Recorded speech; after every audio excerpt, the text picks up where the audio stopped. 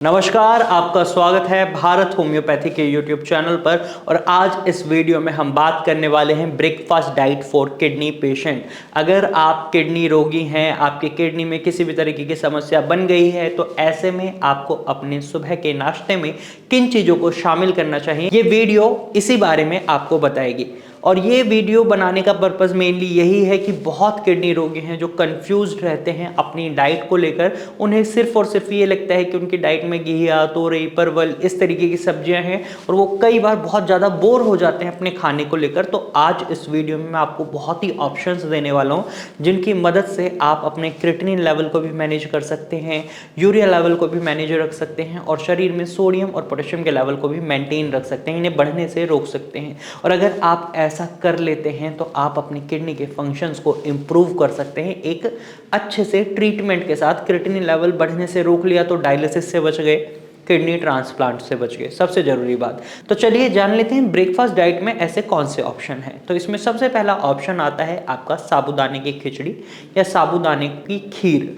अब खीर और खिचड़ी डिपेंड करती है पेशेंट के कंडीशन पर। अगर आप डायबिटिक पेशेंट हैं तो आप साबूदाने की खिचड़ी खा सकते हैं, लेकिन वहीं अगर आप डायबिटिक पेशेंट हैं तो आप साबूदाने की खीर नहीं खा सकते हैं, क्योंकि इससे आपकी डायबिटीज़ बढ़ सकती है।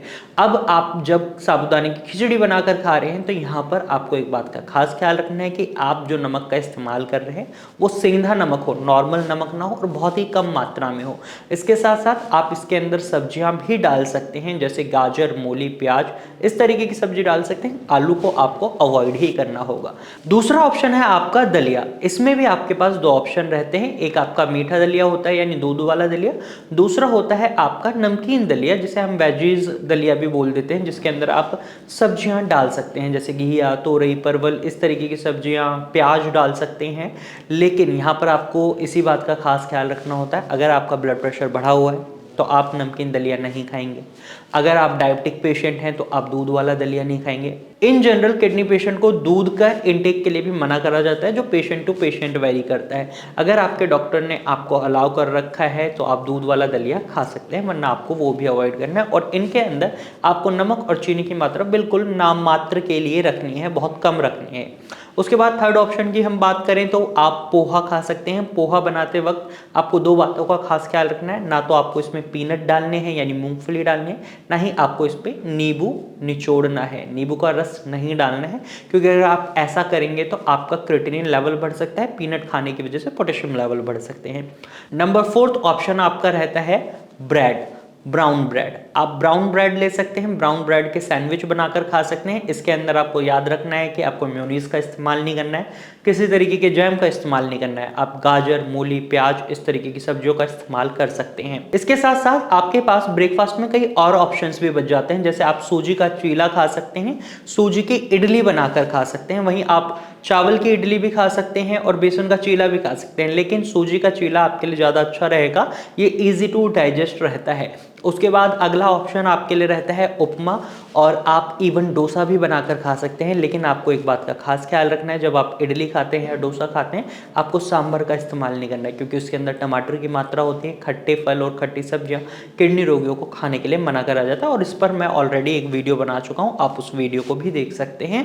इसके बाद आपके पास एक और ऑप्शन रहता है स्टफ्ड रोटी और स्टफ्ड पराठा। स्टफ्ड पराठे में आप गाजर, मूली, प्याज का इस्तेमाल कर सकते हैं, आलू का इस्तेमाल नहीं करना है। जिन सब्जियों में पोटेशियम लेवल कम होता है, फाइबर की मात्रा ज़्यादा होती है, आप उन सभी सब्जियों को अपने पराठे और रोटी में स्टफ्ड कर सकते हैं। यहाँ पर बस आपको इसी बात का खास ख्याल रखना है कि उनके अंदर पोटेशियम की मात्रा कम हो। और आफ्टर लीचिंग प्रोसेस आप कुछ सब्जियों का और इस्तेमाल कर सकते हैं अगर आपका पोटेशियम लेवल रिपोर्ट्स में नॉर्मल आ रहा है। तो आप कम पोटेशियम वाली सब्जियों को स्टफ्ड कर सकते हैं अपने पराठे और रोटी में। यहाँ पर अगर आप पराठा बना रहे हैं तो आपको एक बात का खास ख्याल रखना है कि आप ऑलिव ऑयल का इस्तेमाल करें या फिर देसी घी का बहुत ही सीमित मात्रा में करें, ज़्यादा मात्रा में उनका भी इस्तेमाल नहीं करना है। तो इस वीडियो में मैंने आपको बहुत सारे ऑप्शंस दे दिए हैं ब्रेकफास्ट के लिए, और आने वाले समय में मैं इसी चैनल पर आपके लिए लंच डाइट और डिनर डाइट से रिलेटेड वीडियोज़ भी बनाने वाला हूँ, तो इस चैनल को सब्सक्राइब कर लीजिएगा। और अगर आप किडनी से संबंधित किसी भी रोग से सफ़र कर रहे हैं परेशान है उससे, तो भारत होम्योपैथी में उसका इलाज संभव है। तो आप स्क्रीन पर दिए गए नंबर पर कॉल कर सकते हैं और भारत होम्योपैथी की डॉक्टर टीम से कंसल्ट कर सकते हैं। तो आज के वीडियो में सिर्फ इतना ही। अगर आपको ये जानकारी पसंद आई है तो वीडियो को लाइक और शेयर जरूर कीजिएगा और ऐसे ही इंफॉर्मेटिव वीडियोस के लिए हमारे चैनल को सब्सक्राइब कर लीजिएगा। Thank you for watching.